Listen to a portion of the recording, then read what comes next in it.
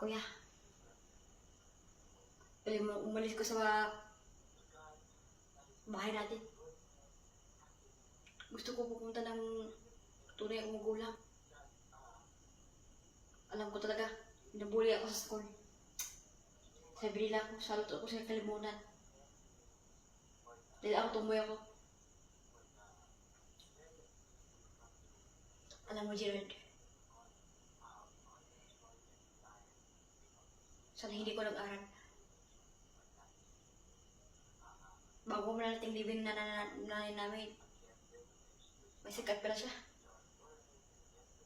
Sabi sa akin na may cancer ng nanay ko, pero hindi sinasabi may sakit siya.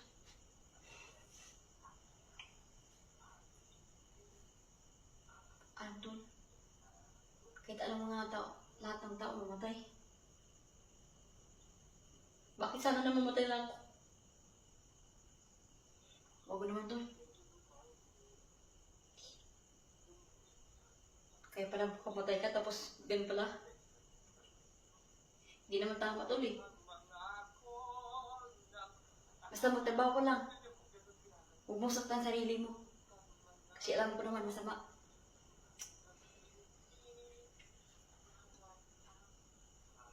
Tinatanungan ka naman ng nanay namin.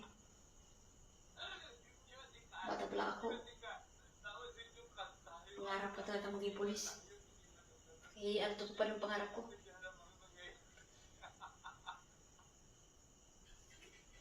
Alam ko kasalanan sa magulang namin. Kaya lang talaga nasaktan ako.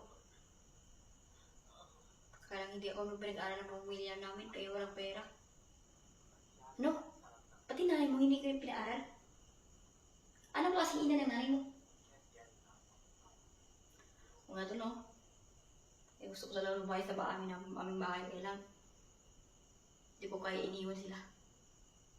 Hindi ko kaya iniwan sila ni nanay at saka si tay. Kaya si itay at saka si inay.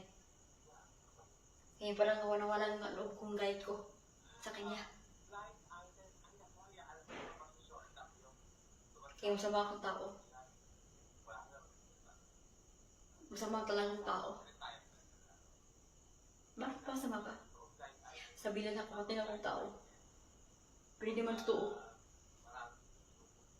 Kahit ano yung sixmisya niya. Ganito talaga yung kapag maritis. Hindi totoo yan. Gumawa ng kwento. Asabaw sa isa't isa.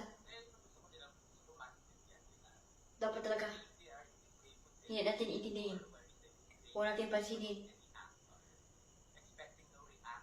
Alam ko kuya. Alam ko tol. Para natin ang tuloy ng kapatid. Ganun talaga yan. Bang.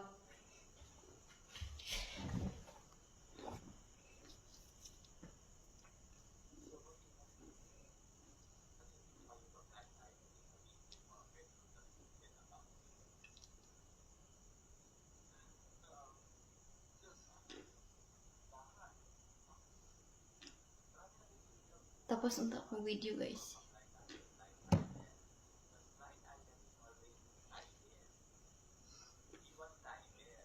Taga kasi ako ng video kanina dahil kakain ako ng ice cream. Dapat ang video ko agad para matutulog ako. Makaasot sa shooting ko agad.